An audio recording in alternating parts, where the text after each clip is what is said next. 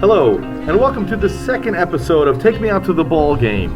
It's a podcast here with the Ocean County Library, and we're going to recap the first month of the season, and we're also going to talk about Hoopla, which is a great service that we offer here at the Ocean County Library, where you get these wonderful resources for free, digital, books, movies, music, audiobooks. It's a great resource.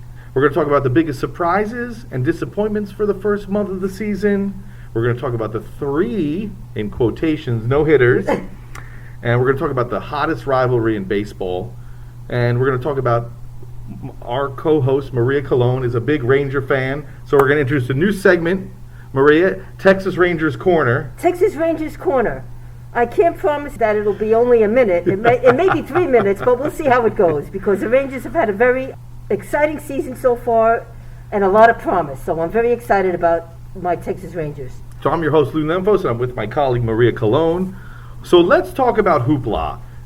This is a great resource that the library offers, and it's been used a ton during the pandemic. And this is a service that's free with your Ocean County Library card. And you can check out 8 items a month. Books, movies, DVDs. All you need is a library card, and then you go to hoopladigital.com. So I want to feature a baseball movie, and they have some great movies. They have Bull Durham on there. They have this great documentary, Knuckleball, that talks about how the knuckleball is like a dying pitch, and 20 years ago there were knuckleball pitchers. Now it's over. And then they also even have like skills like batting, hitting, fielding, if you're learning how to play baseball. But I want to talk about this movie called Mr. 3000, 2004. It stars Bernie Mac. He plays an arrogant, selfish baseball player who hits his 3,000th hit while his team is vying for the playoffs, and he retires that night. But there's some sort of mistake, and he didn't have 3,000 hits, so 10 years later he tries to come back. And it's just if you love baseball, you're really going to enjoy the movie. It's funny, it's heartwarming, and it's really good. So check that out. And Maria, tell us about this great book that you were telling me about, Big Fella. Big Fella is about Babe Ruth and the world he created by Jane Levy. And he was a modern-day celebrity. He was in front of the cameras all the time. He couldn't control himself. He was uncouth. He was a spendthrift. And it's just a wonderful story about baseball in the 20s and life in New York and in the country in the 1920s. It's a great read. Yeah, I can't wait to check it out. Highly. And it's available on Hoopla. So get a library card and then check out Hoopla, because it's a really great resource. When we came back to work in July, so many people were saying, oh man, Hoopla was so great. It was such a great resource to use. So I highly recommend it. It's free with your Ocean County Library card. And on Hoopla also, there are World Series highlights. You could see the Cubs on there, the Dodgers, if you want to relive last year's World Series where they took Blake Snell out. You could look at that all over again. Yeah, you could watch that questionable Astros season. That's on there as well. So great resource, not just for baseball. They have so much music, graphic novels. It's a wonderful resource. Let's talk about, I'm asking you, what is the biggest surprise of the first month of the season, Maria? All right, I won't start it off with the Texas Ranger pitching staff, but I will say the biggest surprise for me is that the Yankees are at like 16-4. Right. That's a huge surprise. I'm surprised that Lindor is off to a horrific start. I just can't believe Lindor. Francisco, it's karma. It is. It's karma. He didn't beg. He demanded for more money. He gave the Mets a deadline of 24 hours, and they ended up paying him a ridiculous amount of money, and April 30th is the day we're recording this. Yeah. He's batting .203, 1 home run, 3 RBIs, 0 stolen bases. Wow. I mean, and he's there for, I believe, another 11 seasons. I don't think there's a trade clause. So that was my biggest surprise and disappointment in one. Another thing I would want to talk about is the NL East is a disappointment as a whole. Yeah. Every team is under 500. The Phillies are 12-13, Atlanta's 12-13, the Mets are 9-10, Miami 11-13, and Washington 9-12. So the division is wide open. They're way underperforming. And a lot of these teams are getting the pitching, but they're not getting the hitting. Well, that's because they've always said, and like we talked about with Texas and their pitching, usually when it's cold weather, the pitchers have the advantage. Right. So as the bats warm up and the season warms up, pitchers have an advantage for some reason. Hitters, it usually takes them a bit of time to get going. Another big, I would say, disappointment is Aaron Judge. Turned 29 years old last week. He's never played in more than 120 games in a season, and he did that in his rookie year. And your friend switched from a Red Sox fan to a Yankee fan because that Because of guy Aaron Judge. is that exciting, but he cannot stay healthy. He should be the face Right. of baseball, but he's a guy that barely plays. And the big question, if he continues to be injured this year, he plays for 2 weeks and then he's on the DL. He plays Yeah. for another 3 weeks and then he's out again for maybe 10 days. Yeah. Are the Yankees going to pay him? They Are have they to gonna pay pay him. him? They have to pay him, and unfortunately too, they have another guy who I love, Mike Stanton, Giancarlo Stanton, who he can't stay healthy either. The Yankees are just a surprising disappointment. I thought they were the favorites to win the AL to me, above every other team. But let's talk about a couple other surprises. Kansas City, And Boston. well, Boston, yes, first place, but Kansas City 15-8. They came into the season third worst odds Right. in all of baseball, and 40-1 in the win the Yeah. division. And the Giants in the NL West, it's the Padres and the Dodgers, but the Giants are actually in first, 16-9. So we're going to talk about the Dodger and Padres rivalry. Yes. But if the Giants continue to play well, it's going to be so much fun. And it's going to be so exciting because you're going to have the Dodgers, the Padres, and the Giants. The big rivalry always has been the Giants and the Dodgers. Right. Because they both moved from From New New York York to to California. California. So that's always been the big rivalry. And then everybody thought, like, wow, now it's going to be the Dodgers and the Padres. But the Giants are saying absolutely not. Another big surprise for me, and this is a good surprise. Now, the Twins, unfortunately, the bad surprise, they're 8-15. They're terrible. But Byron Buxton, this guy was the second overall pick in 2012. He's been hurt for most of his career. I don't think he's played over 120 games in any season, and he's batting .438 with 8 home runs, 14 RBIs. This guy was the guy Wow. that was always supposed to be great, and every year he would get hurt.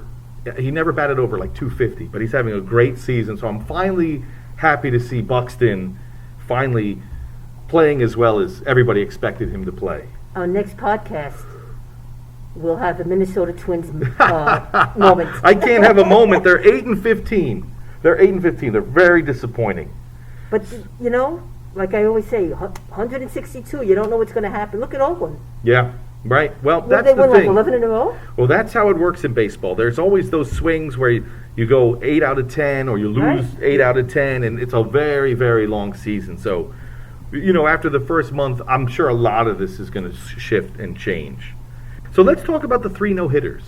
You got to watch one, Right. Joe Musgrove. So tell me what that was like. Well, he was pitching against the Rangers in Globe Life Field, and he looked great from like the 4th, 5th inning.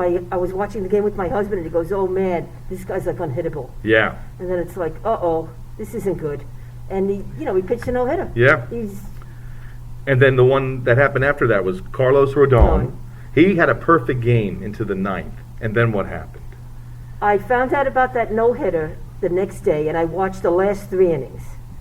It was so exciting, and he lost a perfect game. He hit hitter's foot on Yeah. top of his foot, like almost like the shoelace. Yeah. And that's how he lost the perfect game. He had a 1-2 count, and he threw this like backdoor slider that he lost control of, and he hit the guy in the foot. Yeah, Roberto Perez. Right. And the play before that, Yeah. Abreu made this great Yeah. fielding play to save the perfect game, and then he knew what he was doing. A 1-2 count, you can't throw that pitch, and he hit him. And it's a feel-good story. Yes. Because Rodon had Tommy John surgery, I think, in 2019. Yes. Yes. So that was a nice story. And then we talked about this, Madison Baumgartner's no-hitter. Is it a no-hitter? Maria, what do you say? Well, originally I said no, it's not a no-hitter. And we were arguing back and forth, Yes. and you were saying it is a no-hitter. Yes. Because the 1991 ruling said that a no-hitter is defined as a game in which a pitcher or pitchers gives up no hits while pitching at least 9 innings. Right. But the rules changed. You see, you changed my mind again, Lou. Yes. That it's 7 innings in a doubleheader. So Well- baseball said it's 7 innings. So that's Right. the rule this year: 7-inning doubleheaders. The game was not stopped due to weather Right. or some sort of incident. The game was scheduled to be 7 innings. He got credit for a complete game and a shutout. So Major League has to change it. They sanctioned this 7-inning game. Right. This is the length of the game. He couldn't pitch another pitch. And to me, it's the no-hitter. Now, I don't know what would happen if somebody throws a perfect game in 7 innings. Because no-hitters, there's been over 300. I think it is Perfect a games, no-hitter. there's only been 20. No, so far Major League has not. They say it's a complete game and a shutout, but they're saying it is not a no-hitter because of the rule. They need to change the rule. Right. I think it's unbelievable that that's not a no-hitter. He can't pitch another pitch. The game's 7 innings. He didn't give up a Right. hit. It's unfortunate that Major League just doesn't change the rule. Like in other sports, like hockey, they Right. change the rules on the fly. Major League Baseball, they rarely change rules. Very difficult. Let's talk about the Dodgers-Padres rivalry. The Dodgers took 2 out of 3 in San Diego. And then San Diego took 3 out of 4 in LA. Who do you think has the advantage there? I think the Dodgers. Yeah, I do too. They're loaded with talent. But Dodgers. the Padres have an amazing team too. Right. When you think of Snell and you think of Darvish and then you think of Tatis Jr. He's the Machado. first player to hit 2 home runs against back-to-back Cy Young Award winners. Yeah. He had 2 off Kershaw, and then 2 off Bauer. He had 5 home runs in that series, and in the one game they were down 7-1 in the 7th, and then they won 8-7. So in that case, I see your argument for 9-inning games. Yeah. Because if it was a 7-inning game, it would have been over. Yeah. I do understand that, but with COVID, I think 7-inning doubleheaders are necessary to make up the games. Now, And Mookie's been playing great. He is just so much fun to watch. yes, And I know in Boston, not too far from Fenway Park, yes, someone took out a billboard yes, and said, "Thank you, Boston, for sending Mookie to Los Angeles." yeah, It must really kill those Red Sox fans out there. yeah. I'm telling you, it's oof. I mean, I can't think of a time when that happened to like a Philly or. Can you remember a time ever with Texas where they traded away their superstar, not somebody that's been like a fan favorite, like Elvis left, Right. but he had been there for a while, and now Elvis can maybe win a championship with Oakland. But can you remember a time when they traded away in any other situation? A-Rod. Yeah. Well, we traded A-Rod. Okay. All right. In fact, he grew up a Mets fan, Okay. and the Rangers were going to trade him to Boston, and he was going to take less money. Okay. And the players' union said, "No, you can't take less money," and that's why he went to the Yankees. Okay. Okay. Wow. Yeah, How'd you feel after that? I wasn't happy. Yeah. I was yeah. not happy. I Right. had A-Rod bobbleheads and T-shirts, and I was giving them away and said, "I don't want them in my house. He's wearing pinstripes now. I don't want him in my. I don't want anything It's to funny do with because A-Rod." Texas was the team that really was the first team to sign like a mega contract. Yeah. And it was so surprising, right? When A-Rod went to you must have been shocked, right? Did you ever think that you would I be... couldn't believe that the Rangers would sign a ball player like Yeah, that. I know. And like my husband says, well, of course he was going to sign with the Rangers. You offered him double the money that the Mets did. Of course he was going to Texas. Right. But Well, who do you want next year? If Texas signs a big free agent, who would you like, right? I mean, Well, they got their new stadium. Who can they get? They got to go out and get somebody. well, I really wanted Kershaw Yeah. because he's from Texas. Yes. But I don't even know who's available next year. Yeah. I mean, this year. I don't know either. I mean, the Phillies made their big signing. They mortgaged the farm for Bryce Harper, and he's a great player. But we talked about it yesterday. Do you think all that money for one player, or they could have signed 3 relievers, an outfielder, 2 starters, and it's so hard to invest all that money because in baseball, you're one guy, you're one bat, you bat Right. 1 out of every 9. You might get 3 or 4 bats a game, and they might not even pitch to you. So spending all that money on one guy. You know, Washington traded him, Right. or he signed with Philadelphia, and then Washington won. Right. So what did that prove? I think if you're a really solid team and maybe you need a closer Right. or you need a third baseman and one is available that's really a superstar, Yes. then you go because you need that one piece. That's Right. it. Right. But if you need a first baseman, a catcher, you need a left-handed pitcher, you need Yes. a middle relief guy, Yes. you don't spend millions of dollars on just one ball player.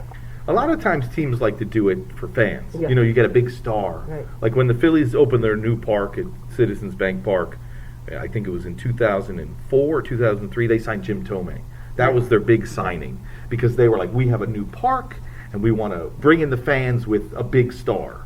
That was great for the Phillies, but that actually, if they would have signed somebody else, Ryan Howard would have came up a few years earlier.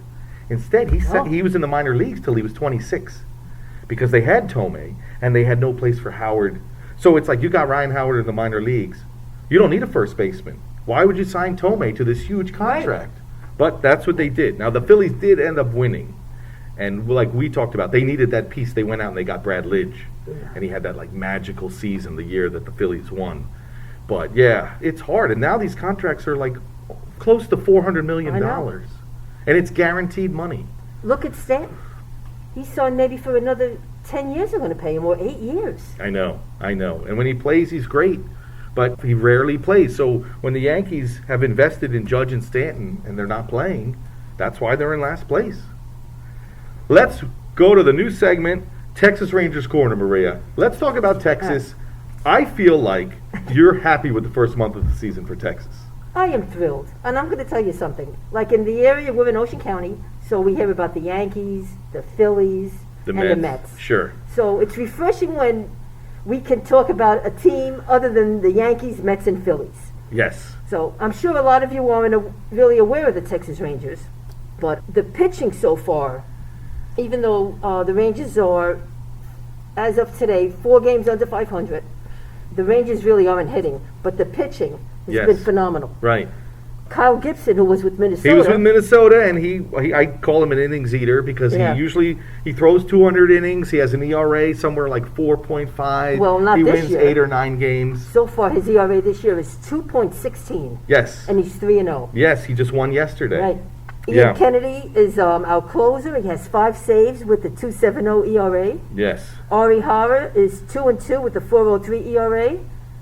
And John King has a 1.35 ERA and 1 save. Okay. I'm very happy with the pitching. Okay. The hitting, I don't know. Well, there's been a couple bright spots in that lineup. Like Tell me about Garcia. Garcia, we traded for him. He was with the Cardinals. He's a 28-year-old Cuban defector. He was Player of the Week Last week? last week. He was hitting .333 last week, and he had 21 total bases and an .875 slugging percentage. Okay. And he hustles. He's a fun ball player to watch. Yeah. And some of the Texas newspapers are comparing him to Nelly Cruz. Wow. So, That's a big-time comparison. yeah. Another Ranger that's doing pretty well is that Nate Lowe, right? Yeah. Yeah. Now, he plays first? He plays first, and he Okay. has 6 homers and 22 RBIs. Now, let's talk about another Ranger that's playing baseball the right way, but he's not hitting those home runs. Right. What's up with my man, Joey Gallo? Joey Gallo is Is- walking a lot this year. Yes. I think he's maybe walked 20 or 21 times so far this year. Yes. And he's hitting against the shift. Right. He bunted. You know, he's getting on base, but he's not hitting homers. I think he has 2 home runs. Now, let me ask you, as a Ranger fan, do you want to see him walk and bunt, or do you want to see him hit home runs? I just don't want him to hit home runs, but I want him to hit doubles. I want him to get on base. Right. But I want him to maybe start hitting some home runs. Sure. Sure. You know, I'd rather him hit maybe 20 home runs and hit 300 than hit 40 home runs and hit 240. Well, right. So he has a good eye, and he takes a lot of walks. Yeah. And therefore, he doesn't swing at bad pitches. But in that, the likelihood of you hitting home runs is less. Yeah. And one other guy, a big bat that's going to be coming back hopefully sometime in May is Chris Davis, Chris the big Davis. trade acquisition. So I hope that works out because my team traded Elvis Andrus for him. Yeah. And we have to talk about ex-Ranger who's now on the Yankees. How do you feel about that? Rougned Odor. They let him go. They traded him for very little. We traded him for very little, and we're also paying like 95% of his salary. And how do you feel? I love Rougned. Yes, you do. I want him to do well, Yes. but I don't want him to get game-winning hits because I don't want the Yankees to win, but I want him to do very well. Where's your Smokey bobblehead right now? It's off the mantle. Yeah, it's off my table in the living room. My Rougned and Smokey the horse bobblehead. Because when the Rangers signed Rougned Odor to that big contract, Yes. not only did we give him, I think it was $18 million a year, we also gave him a horse because he has a horse farm. Yes. So we gave him Smokey the horse. I bet you didn't know that, Yankee fans. Right. Anyway, the second baseman that took over for Rougned Odor, Nick Solak, Yes. is playing well. So Yes. it's like, we had Rougned, who was hitting 200 and striking out 2 times a day, or Nick Solak, Yes. who's producing and getting on base. So I Let's- think my team is moving in the right direction. Let's hope your team can start to hit because they've lost 2-1, 1-0. Right. They've lost so many close games. So hopefully as the weather gets warmer, their bats start to hit. Chris Davis comes back. And when we talk next month, they're going to be over 500. I have a good feeling that Texas is, like you said, pointing in the right direction. Go Rangers! I just want to end with one other thing that I want to talk about. And I forgot to mention it in the biggest surprise is Shohei Ohtani. Oh, yeah. Last week he started a game where he led the league in home runs and he pitched, and that's the first time since Babe Ruth where anybody has done that. And he is, we were talking about who's the most exciting player. Who would you pay? If you could pick one person to see, you got one ticket to buy, who do you want to see? Right now, for me, if Ohtani's pitching, I want to see him pitch and hit. And then I get to see Trout, too, with the Angels. Because I hope that they do well. I hope that we can see them in the postseason. I hate to say this. If I had to watch one, it would be a pitcher. Right.